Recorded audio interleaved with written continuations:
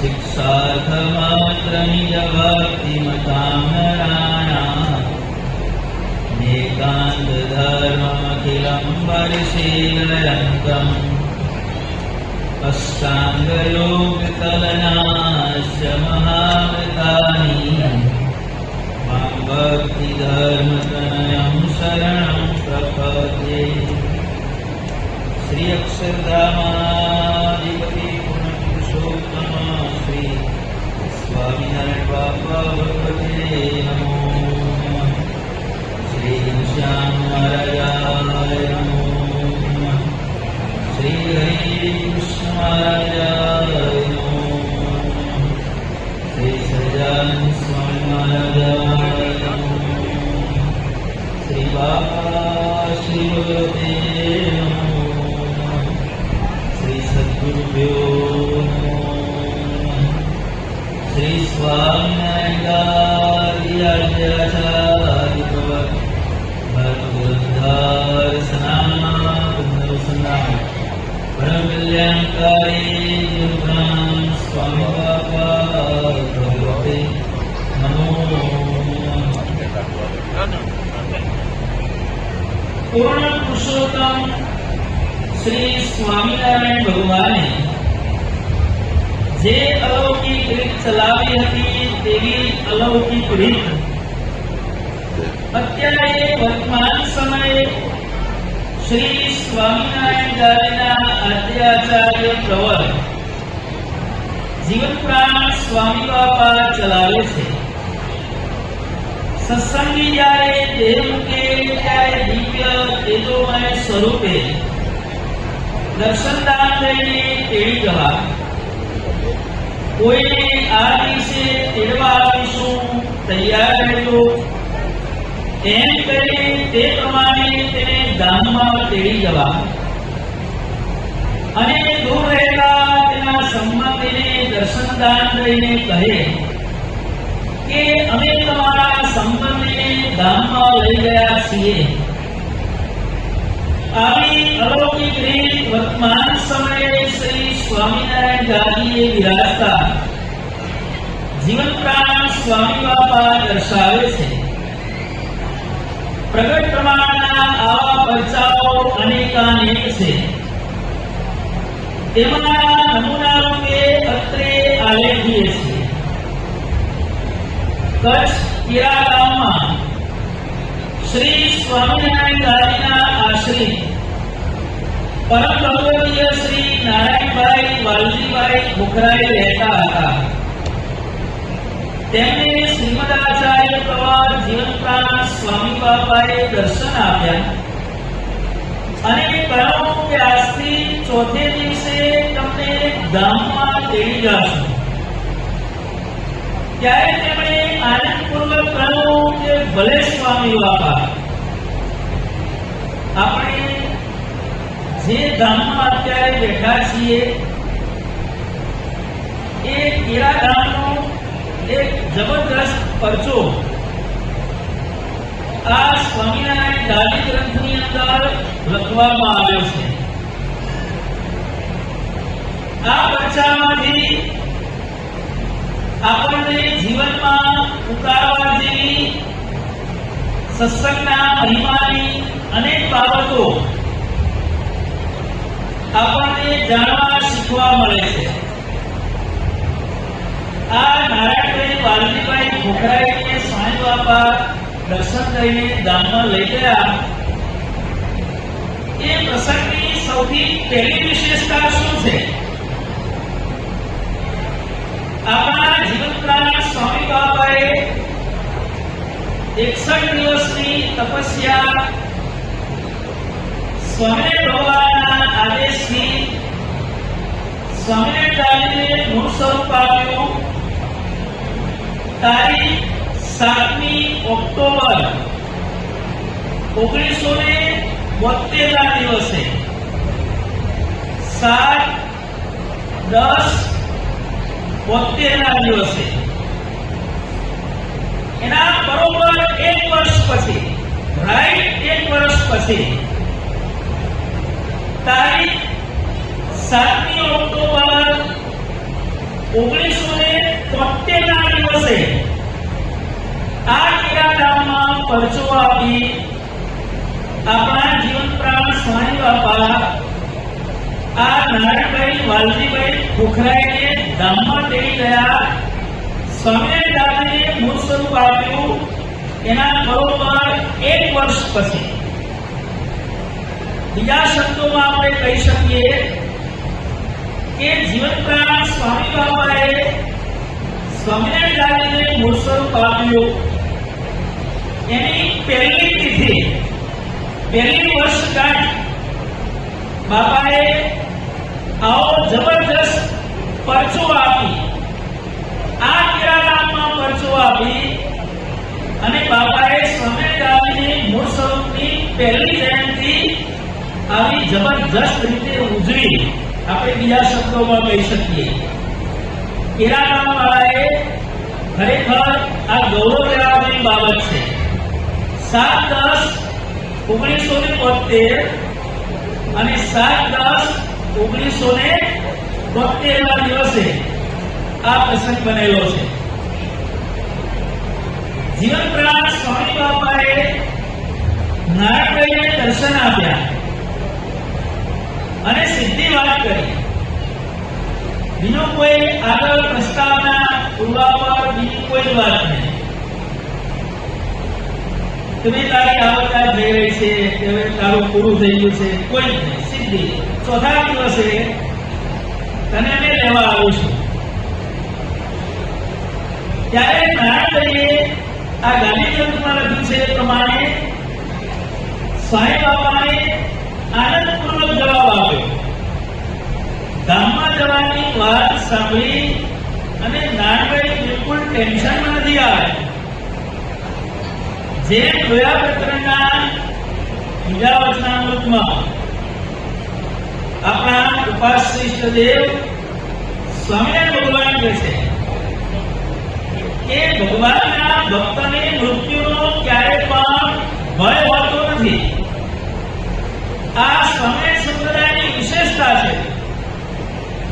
સ્વામિનારાયણ સંપ્રદાયમાં પણ તારા સત્સંગની આ જબરદસ્ત વિશેષતા છે.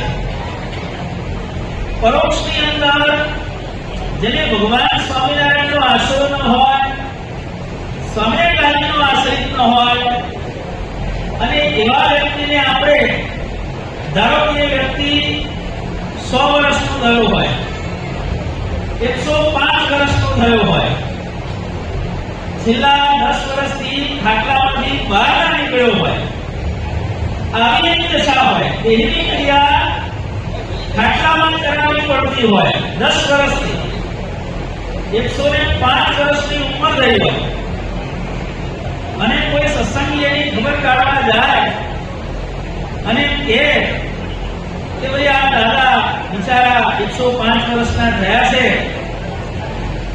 હવે આટલા હેરાન થાય છે, તો અમે અમારા ઘનશ્યામ મહારાજને સ્વામી બાપાને પ્રાર્થના કરીશું કે બિચારા ત્રાસમાંથી છૂટે તો સારું, ભગવાન એને સંભાળી લે તો સારું. આવું આપણે કહીએ ને તો એ ખાટલામાં પડ્યો પેલો 105 વર્ષનો ડોસો શું કે ખબર છે, તારો તું મર, તારો બાપ મરે, તારો દાદો મરે, તારી હાથ પેઢી મરે, આવો લાવો આપણે બોલો. મરવાનું ખોટું લાગે, બોલો 105 વર્ષ થઈ ગયા છે એને મરવાનું ના કહેવાય. જયારે આપણે કાળ સત્સંગમાં જુઓ આખી રીત ઊંધી છે. આ પારાનું લિસ્ટ બંધાય છે એમાં મોટા ભાગના નિમિત્ત શું હોય છે ભાઈ, કાણું આવે ત્યારે બાપા સંભાળી લે. એટલે 6 મહિનાનું છોકરું હોય એનું લિસ્ટમાં નામ હોય, બોલો 6 મહિનાનું છોકરું હોય એનું લિસ્ટમાં નામ હોય, કાણું આવે ત્યારે બાપા સંભાળી લે. હવે 6 મહિનાનો છોકરો ધામમાં ક્યારે જવાનો, 85-90 વર્ષે, બરોબર. 85 વર્ષ પહેલા આપણે કોઈ પણ હોટલમાં બુકિંગ કરાવવું હોય તો વહેલા કેટલું બુકિંગ કરે ભાઈ, 2 મહિના 4 મહિના. પ્લેનમાં કે રેલવેમાં ટિકિટ બુક કરાવી હોય તો 2 મહિના કે 4 મહિના પહેલા બુક થાય, 6 મહિના પહેલા બુક થાય. અક્ષરધામની ટિકિટ 90 વર્ષ પહેલા બુકિંગ થાય છે ભાઈ. આ આપણા સમયકારી સંસ્થાની આ વિશેષતા છે. દરેકનું બુકિંગ થઈ ગયું, જેનું નામ લિસ્ટમાં ચડ્યું એ બધાનું અત્યારથી બુકિંગ થઈ ગયું અને કોઈને ટેન્શન નથી ભાઈ. કોઈ પણ વ્યક્તિને, કોઈ પણ સંતને, કોઈ પણ હરિભક્તને કે કોઈ પણ આપણે તેમને કહીએ કે ભાઈ ભગવાન તમને ધામમાં લઈ જાય તો સારું હોવ, ગાડી સારી પડે. ભાઈ તમારા કહેવાથી લઈ જતા હોય તો કાલે લઈ જતા હોય, આજે લઈ જાય, આજે લઈ જતા હોય તો અત્યારે લઈ જાય. સમય સંપ્રદાયમાં કોઈને પણ ધામમાં જવાની વાત સાંભળી કોઈને પણ ક્રોધ કે ચિંતાનો કોઈ ભાવ આવતો નથી. એ આપણા સમય સંપ્રદાયની વિશેષતા છે. પરોક્ષમાં કોઈને મરવાનું કહેવાય નહીં, હમણાં જેમ કહ્યું તેમ. અને જો કહીએ ને તો આપણી હાથ પેઢી મરે એવી આપણને ગાળો બોલે છે. ગાળો તો જે બોલતો બોલે, પણ આવો બોલે જ છે. ના કહીએ સાંઈ બાબાએ વાત કરી, આજથી ચોથા દિવસે તમને ધામમાં કેળી જઈશું. આનંદપૂર્વક એમને વાત કરી. સાંઈ બાબાએ જવાબ આપ્યો, ભલે સાંઈ બાબા, આટલું. પછી નારાયણભાઈએ લેવડ દેવડનું વ્યવહારિક કાર્ય હતું એ બતાવીને ઘરના માણસોને બધી વિગત સમજાવી દીધી. હાલવા લેવાનું પાછળથી પછી તકલીફ ન પડે. જીતુ બાપાની વાતો વાત આવે છે ને, તો પેલા હરિભગત ધામમાં જતા રહ્યા તો અક્ષરધામમાં પૂછવા જવું પડ્યું કે ભાઈ સ્ટેમ્પ પેપર ક્યાં મૂકી છે ભાઈ, તો વાણીઓ માગે છે. એ બધો પ્રોબ્લેમ ન થાય, બધી વ્યવસ્થા કરી. અને આટલા આપવાના છે, લેવાના છે, બધું આ વેચવાનું તો વેચી દીધું છોકરાઓને.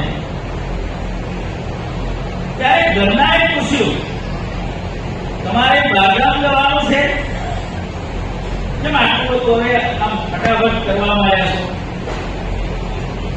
ત્યારે નારાયણભાઈએ કોઈ જાતની વાત પોતાના ઘરના માણસોને કરી નહીં. આ એક વસ્તુ સમજવા જેવી છે. ભગવાન અને મોટા પુરુષે આપણને દર્શન આપીને કોઈ પણ વાત કરી હોય એ વાત ક્યારે પણ કોઈને કહેવાય નહીં. અને જો કહીએ તો એ વાયદો ખોટો પડી જાય. મણિનગર ધામમાં સાંઈ બાબાએ જ્યારે મંદિર કર્યું શરૂઆતના વર્ષોમાં, ત્યારે આપણા મણિનગર ધામમાં પાર્ષદ તરીકે લાલા ભગત હતા. અને લાલા ભગતને સામે ભગવાને દર્શન આપ્યા ઘનશ્યામ મહારાજે, અને કહ્યું કે અમે તને ધામમાં લઈ જઈશું. ભગવાને મુદત આપી, 15 દિવસ કે મહિનાની મુદત આપી. લાલા ભગત ખુશ થઈ ગયા. એટલે મેં બધે જાહેરાતો કરવા માંડી, સગાવાલામાં અને બીજી બધી જગ્યાએ.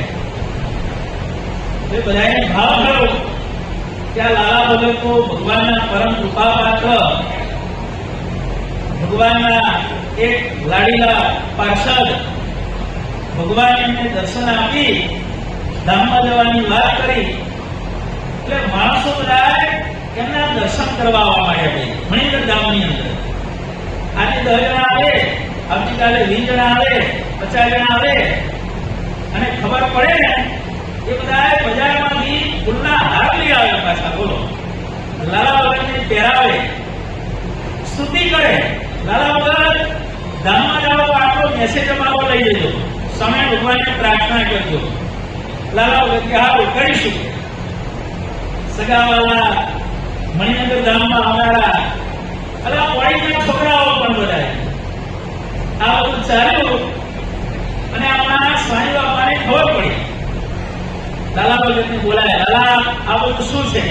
What is this? આ શું ચાલી રહ્યું છે?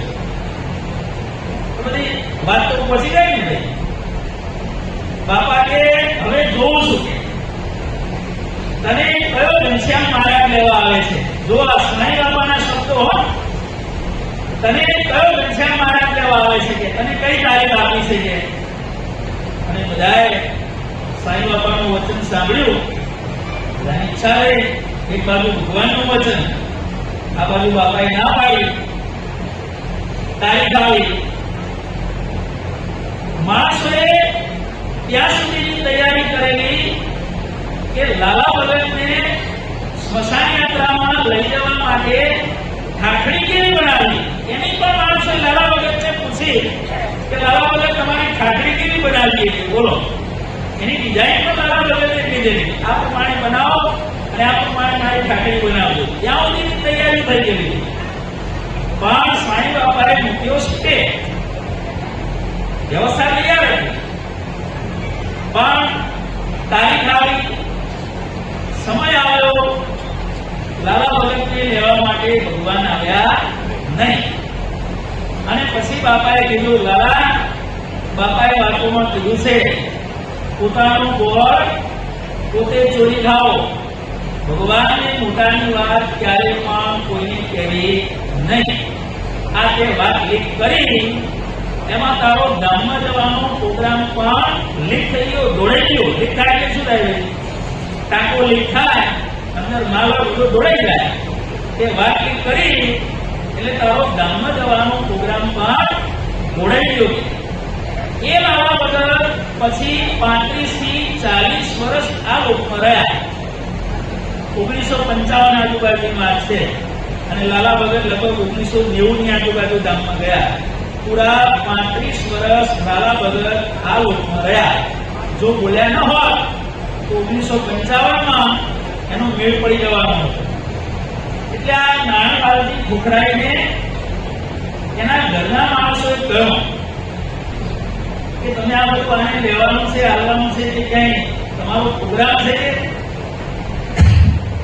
ત્યારે નારાયણભાઈએ કહ્યું કે સાંઈ બાપા આપણે ગામ પધારશે અને સમયો કરશે. જો કોડ લેંગ્વેજમાં ચોખ્ખી વાત તો કરી નહીં. સાંઈ બાપા આપણે ગામ પધારશે, સમયો કરશે અને પછી મારે તેમની સાથે જવાનું છે. કોડ લેંગ્વેજમાં વાત કરી. એ સમયે સ્વામી બાપાનો કીરામાં કોઈ પ્રોગ્રામ હતો નહીં. જેમ આપણે વૈશાખીને અહીં આવ્યા તો પ્રોગ્રામ નથી હોય, 7 તારીખે 8 તારીખે 9. જે વખતે સ્વામી બાપા શરદ પૂર્ણિમાનો સમયો કરવા માટે માધાપુર પધારવાના હતા, એ વિચરણ દરમિયાન કેરાનો કોઈ કાર્યક્રમ, પધરામણી, પારાયણ કે કોઈ હરિભક્તના ઘેર ઠાકોરજી જમાડવા, કેરામાં એ વખતે પ્રવેશ કરવાનો હતો નહીં. કેરાનો કોઈ કાર્યક્રમ નહોતો. આ વાત બીજો શબ્દ કયો? સમયો કરશે. કયો સમયો? માણસના જીવનમાં આપણા ધાર્મિક શાસ્ત્રોમાં લખ્યું છે કે એના જીવનમાં 3 પ્રસંગો ઉત્સવ તુલ્ય કહેવામાં આવે છે. 3 પ્રસંગો. સૌથી પહેલો પ્રસંગ એનો કારણ સત્સંગમાં જન્મ થાય. આ વ્યક્તિના જીવનનો સૌથી મોટામાં મોટો ઉત્સવ. કયો પ્રસંગ ભાઈ? કારણ સત્સંગમાં જન્મ થાય કે આપણા જીવનનો સૌથી પહેલામાં પહેલો મોટામાં મોટો ઉત્સવ, વ્યક્તિનો કારણ સત્સંગમાં જન્મ. ત્યાર પછી બીજો ઉત્સવ, એ વ્યક્તિ 6-12 મહિનાનો, 1.5-2 વર્ષનો થાય, જ્યારે એનો મુર્દા હોય ત્યારે એને ભગવાનના સત્પુરુષ દ્વારા વર્તમાન કરાવવામાં આવે અને સોનેદાદીના આશ્રિત તરીકે એનું આ લોકમાં અને અક્ષરધામમાં રજીસ્ટ્રેશન થાય, વર્તમાન કરાવે ત્યારે. આ વ્યક્તિના જીવનનો સૌથી મોટામાં મોટો ઉત્સવ નંબર 2. સામાન્ય આપણને લાગે કે વર્તમાન ધરાયા એટલે બસ પાણી આપતું ને કે આંખો બંધ કરી કે બોલ્યા, પાણી ઢોળાઈ દીધું, કંઠી કરાવી દીધું, લઈ જાઓ, આટલું નહીં. જ્યારે વર્તમાન ધરાવવામાં આવે છે ત્યારે ઘટના શું બને છે? વ્યક્તિને જ્યારે મોટા પુરુષ દ્વારા વર્તમાન ધરાવવામાં આવે છે ને ત્યારે એ સમયે એની 71 પેઢીનો આત્યંતિક મોક્ષ થતો હોય છે, ફ્રી ઓફ ચાર્જ, એક પણ પૈસો લીધા વગર.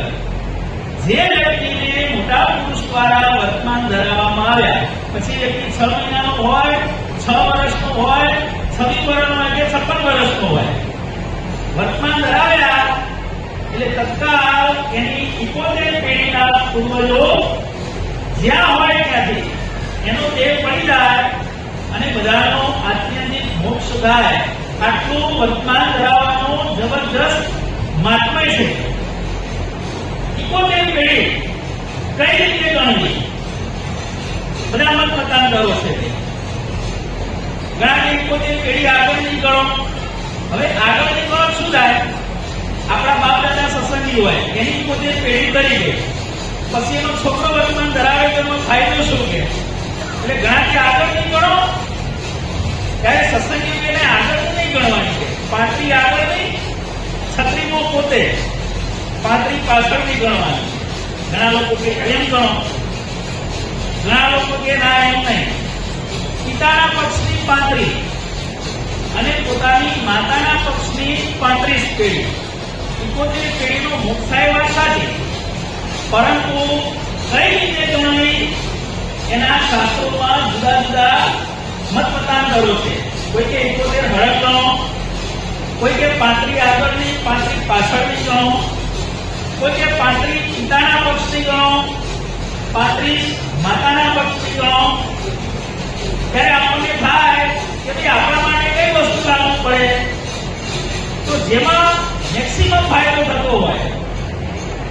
ધારો કે આ સત્સંગીઓ છો તમે, તમારી આગળની 71 તો તરી ગઈ, બરોબર, પણ જે સ્કીમમાં વધારે ફાયદો હોય, વધારે જીવનનો મોક્ષ થતો હોય, એ સ્કીમ એ વ્યક્તિઓ પર લાગુ પાડવામાં આવતી હોય છે. એટલે 71 પેઢીની આવી 3, 4, 5 વ્યાખ્યાઓ છે.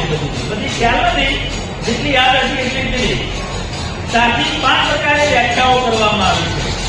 એમાં જેમાં વધારે ફાયદો થતો હોય એ પ્રમાણે ભગવાન એનું કામ કરતા હોય છે. એટલે વ્યક્તિના જીવનનો સૌથી મોટામાં મોટો ઉત્સવ નંબર છે એને વર્તમાન કરાવવામાં આવે, અને એના જીવનનો સૌથી છેલ્લામાં છેલ્લો ઉત્સવ કયો? સત્સંગમાં એનું જીવન પસાર થાય, સિદ્ધાર્થવાદી જીવન જીવે, એની આવડતા પૂરી થાય અને એ વ્યક્તિ મહારાજની મૂર્તિના સુખે સુખીઓ થઈ જાય એ એના જીવનનો ઉત્સવ નંબર 3. આપણા જીવનની અંદર 3 મોટા ઉત્સવો આવે છે. કાળ સત્સંગમાં જન્મ, વર્તમાનનો વિધિ અને મોટી સુખે સુખી થવું. એમાં આપણા બધાના 2 વિધિનો પૂરા થઈ ગયા છે. બધા ત્રીજો વિધિ બાકી છે, એ આપણે સાચવવાનો છે. કઈ રીતે? સ્વામિનારાયણના શરણે દબાયા ચંપાયા રહી અને ત્રીજો વિધિ આપણે હાથથી લેવાનો છે. 2 વિધિ પૂરા થઈ ગયા, ત્રીજો વિધિ બાકી છે. એટલે હવે ઘણો સમયયોગ કરશે. કયો સમયયોગ? મહારાજની મૂર્તિના સુખે સુખીઓ થવાનો છું એ ઉત્સવ હવે મારા જીવનમાં 3 થી 4 દિવસ દૂર છે અને પછી મારે એની સાથે જવાનું છે. ત્યારે ઘરના માણસો કહે, પ્રોગ્રામની તો ખબર હોય ને, બધી મહિના પહેલા પ્રોગ્રામ પહોંચી ગયો હોય, ત્યારે ઘરના માણસો કહે કે સ્વામી બાપા તો શરદ પૂર્ણિમાએ માધાપુર પધારવાના છે, તે વખતે આફ્રિકામાં પધારવાના છે. ઘરના માણસો વાત કરી. ત્યારે તેમણે કહ્યું કે સૌથી પહેલા સ્વામી બાપા અહીંયા પધારશે અને દર્શન દેશે. બાપા અહીંયા આવવાના છે. ઘરના માણસોને તેમને પ્રોગ્રામની કઈ પાછળથી ચેન્જ જેવો હશે અને નાની ખબર હશે, એટલે ઘરના માણસોએ આ વાત વિશ્વાસપૂર્વક બધી માની લીધી. આ વાત સાંભળીને સૌને આનંદ થયો. ચોથા દિવસે કઈ તારીખે ભાઈ? તારીખ બધાને યાદ છે ને?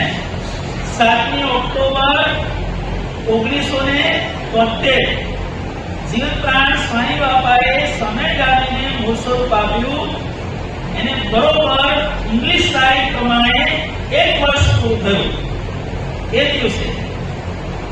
તારીખ 7 ઓક્ટોબર 1973 ના દિવસે શ્રી સ્વામિનારાયણ ભગવાન તથા જીવનપ્રાણ બાપાશ્રી અને શ્રીમદાચાર્ય પ્રવર જીવનપ્રાણ સ્વામી બાપા દિવ્ય રૂપે સન્મંડળ સાથે કોચ લઈને નારાયણભાઈને તેડવા પધાર્યા, લક્ઝરી બસ લઈને.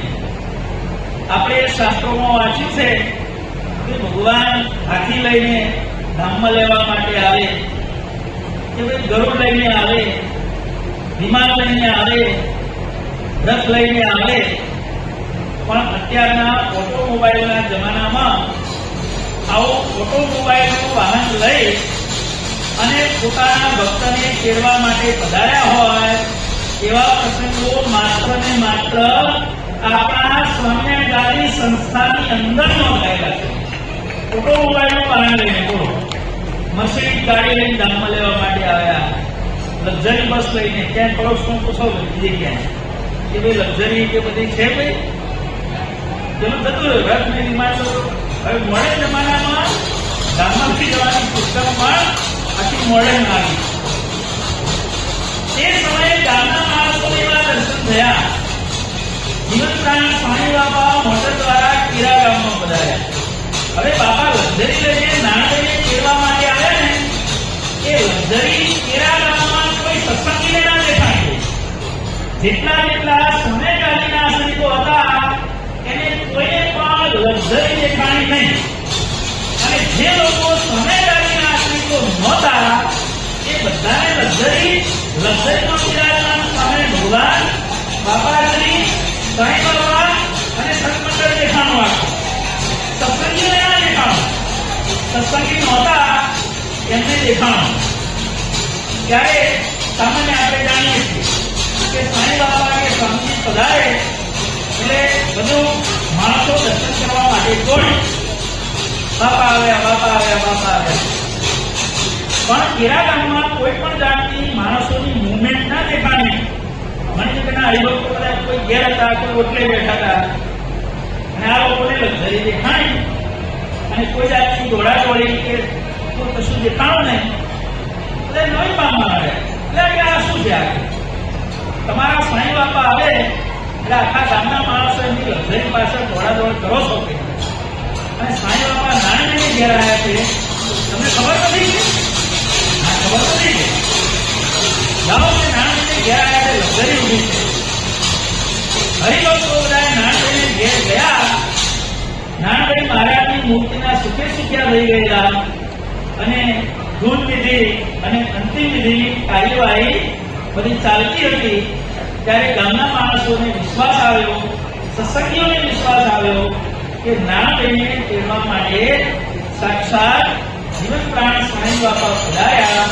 આવો જબરદસ્ત કરતો સ્વામી બાપાએ કેરા ગામમાં સ્વામિનારાયણને મૂળસ્વરૂપ આપ્યું.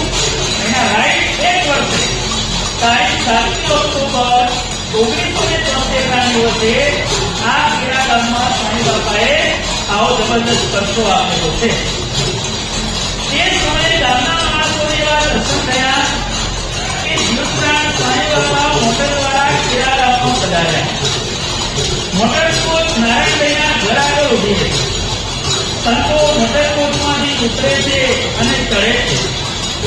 નારાયણભાઈ આવ્યા, સ્વામી બાપાના દર્શન કર્યા, મોટર કોચમાં બેઠા અને મોટર કોચ રવાના થઈ ગઈ. આ જોઈને ગામના માણસોએ સ્વામિનારાયણના આશ્રિત હરિભક્તોને કહ્યું કે તમારા સ્વામી બાપા નારાયણભાઈને ઘેર પધાર્યા છે અને તમે દર્શન કરવા નથી ગયા? સર્વે હરિભક્તો આ સમાચાર સાંભળી જીવનપ્રાણ સ્વામી બાપાના દર્શન કરવા નારાયણભાઈના ઘર તરફ ઉમટ્યા. ત્યાં તો સામેથી સમાચાર મળ્યા કે નારાયણભાઈ તો ધામમાં ગયા. ત્યારે સૌએ જાણ્યું કે નારાયણભાઈને તેડવા માટે જીવનપ્રાણ સ્વામી બાપા પધાર્યા. કેવો પ્રગટ પરચો! આવા પરચા તો સ્વામિનારાયણ ગાદીએ છે. શ્રી સ્વામિનારાયણ ગાદીના આશ્રિત પરમ ગૌરવનીય શ્રી ભલાભાઈ બાપુભાઈ પટેલ ખંભાત ગામમાં રહેતા. તેઓ માદા હતા ત્યારે તેમના સંબંધ પરમભગવદીય શ્રી રતિલાલભાઈ કણભાજી અમદાવાદ આવતા હતા. તેમને અગિયારમાં રસ્તામાં અગિયાર પાસે જીવનપ્રાણ સ્વામી બાપાના મોટર કારમાં દર્શન થયા. મોટર ઉભી રહી એટલે તેઓ સાયકલ ઉપર દર્શન કરવા ગયા. તેમને શ્રીમદાચાર્ય પ્રવર જીવનપ્રાણ સ્વામી બાપાએ કહ્યું, કણભા પાછા વળો, અમો ભલાભાઈને તેડવા માટે જઈએ છીએ. ત્યારે રતિભાઈ કહે કે ભલે બાપા, પણ હું સાયકલ લઈને કેવી રીતે પહોંચી શકીશ? ત્યારે સ્વામી બાપા કહે કે તમે આવો ત્યાં સુધી રાહ જોઈશું. સ્વામી બાપાની મોટર સર્વ કરતી ચાલી ગઈ. રતિભાઈ કણભા પહોંચ્યા ત્યારે છેલ્લી ધૂમ ચાલતી હતી. તેમણે ભલાભાઈને જય સ્વામિનારાયણ કહ્યા. અન્યને આ વાત કહી ત્યાં તો ભલાભાઈએ પંચભૂતના દેહનો ત્યાગ કર્યો. આત્યંતિક મોક્ષની કુંજી મણિનગર શ્રી સ્વામિનારાયણ ગાદીએ છે. માટે શ્રી સ્વામિનારાયણ ગાદીના શરણે થવામાં આત્યંતિક મોક્ષ છે. શ્રી સ્વામિનારાયણ ગાદીના આશ્રિત સલાલ ગામના વતની કસમ વગર અમેરિકા જવાના હતા. તેથી પહેલા મણિનગર શ્રી સ્વામિનારાયણ મંદિરમાં દર્શન કરવા માટે આવ્યા. પણ જીવનપ્રાણ સ્વામી બાપા તો બહારગામ પધારેલા. કરશનભાઈએ પૂર્ણ પુરુષોત્તમ શ્રી સ્વામિનારાયણ ભગવાન અને જીવનપ્રાણ સ્વામી બાપાની મૂર્તિના દર્શન કર્યા. ભેળા રહેવા પ્રાર્થના કરીને ગાદીને સ્પર્શ કરી તેઓ અમેરિકા ગયા. અને પછી સ્વામી બાપાએ ત્યાં દર્શન આપીને કહ્યું કે જે ડોશીની પારાયણ કરવા માટે તમે પ્રાર્થના કરી હતી તે ડોશીને આજે અમે ધામમાં લઈ ગયા છીએ. તેનો સમય કહીને સ્વામી બાપા અદ્રશ્ય થયા. સવારે કરશન ભક્તિ આવવા ત્યાં તેમના સંબંધીને કરી. થોડા દિવસ બાદ સલાલથી અમેરિકા પત્ર ગયો. તે પત્ર દ્વારા ડોશી ધામમાં ગયા તે વિગત જાણી. તે વિગત અને સમય જીવનપ્રાણ સ્વામી બાપાએ કહેલ તે જ હતો. શ્રી સ્વામિનારાયણ ગાદીના આદ્યાચાર્ય પ્રવર જીવનપ્રાણ સ્વામી બાપા દ્વારા આત્યંતિક મોક્ષ થાય છે. તેથી સર્વ મુમુક્ષુજનોને સર્વદા સર્વદા શ્રી સ્વામિનારાયણ ગાદી આશ્રય કરવા યોગ્ય છે. જીવનપ્રાણ સ્વામી બાપા તો અત્ર તત્ર સર્વત્ર છે. તેઓ પ્રતિમા દ્વારા પ્રત્યક્ષ છે. તે તેમણે અનેક પરચાઓ દ્વારા દર્શાવ્યું છે. વિરમગામમાં પરમભગવદીય મનુભાઈને ત્યાં, બાવળામાં મફતભાઈને ત્યાં, વડોદરામાં શંકરભાઈને ત્યાં, નંદાનગર અમદાવાદમાં પ્રભુદાસભાઈને ત્યાં આદિ અનેક સ્થળોએ ઘણી વખત મૂર્તિમાંથી અશ્વિન બિંદુ દેખાયા. એવા દર્શન અનેક જણોએ કર્યા છે. પૂર્ણ પુરુષોત્તમ શ્રી સ્વામિનારાયણ ભગવાને જીવનપ્રાણ સ્વામી બાપાને દિવ્ય દર્શનદાન લઈને આદેશ આપ્યો. તદ અનુસાર શ્રી સ્વામિનારાયણ ગાદીની સ્થાપના પૂર્ણ પુરુષોત્તમ શ્રી સ્વામિનારાયણ ભગવાને કરી છે. આ શ્રી સ્વામિનારાયણ ગાદીની સ્થાપના સદગુરુ શ્રી ગોપાળાનંદ સ્વામીને સમગ્ર સંપ્રદાયની સોંપણી કરી ત્યારથી થયેલી છે. સંપ્રદાયની ગૃહ ભૂમિકા રચનાર સદગુરુ શ્રી રામાનંદ સ્વામી ત્યાગી સંત હતા. તેમણે ગાદીની સોંપણી નિકટવાણી શ્રી સહજાનંદ સ્વામી શ્રી સ્વામિનારાયણ ભગવાનને કરી છે. શ્રી સ્વામિનારાયણ ભગવાને સાંપ્રદાયિક શાસ્ત્રોમાં પોતાનો મહિમા સમયાનુસારે પરોક્ષપણે કહ્યો છે. પરંતુ સર્વોપરી ઉપાસના મહિમાને સર્વોપરી જ્ઞાનની વાતો શ્રી સ્વામિનારાયણ ભગવાનનો રગત અભિપ્રાય તે સમયે શાસ્ત્રોમાં સ્પષ્ટ રીતે લખાયેલો નથી. ખરેખરા જ્ઞાન અને સિદ્ધાંતની વાતો એ જ્ઞાનના પ્રસારને પ્રચારની અગમવાણી તો આમું ગુરુ પરંપરાએ ચાલી આવી છે. અંતમાં પૂર્ણ પુરુષોત્તમ શ્રી સ્વામિનારાયણ ભગવાન જીવનપ્રાણ બાપાશ્રી સદગુરુઓ શ્રી તથા શ્રીમદાચાર્ય પ્રવર જીવનપ્રાણ સ્વામી બાપાને પ્રાર્થના કરીએ. સર્વેના હૃદયમાં શ્રદ્ધાથી પ્રગટાવે તે જ્યોતિથી અંધકાર દૂર થઈ શ્રી સ્વામિનારાયણ ગાદીના આશ્રિત બની સૌ અનાદિ મુક્તની સ્થિતિને પામે. સત્સંગ સેવામાં તત્પર રહે એ જ અભ્યર્થના. નિજાશ્રિતાનાં સકલાતિહંતા સદા भक्ते गगनं निदाता दाता सुखानां मनसेक्षितानां तनोतु कृष्णो किल मंगलं नमः इति श्री स्वामी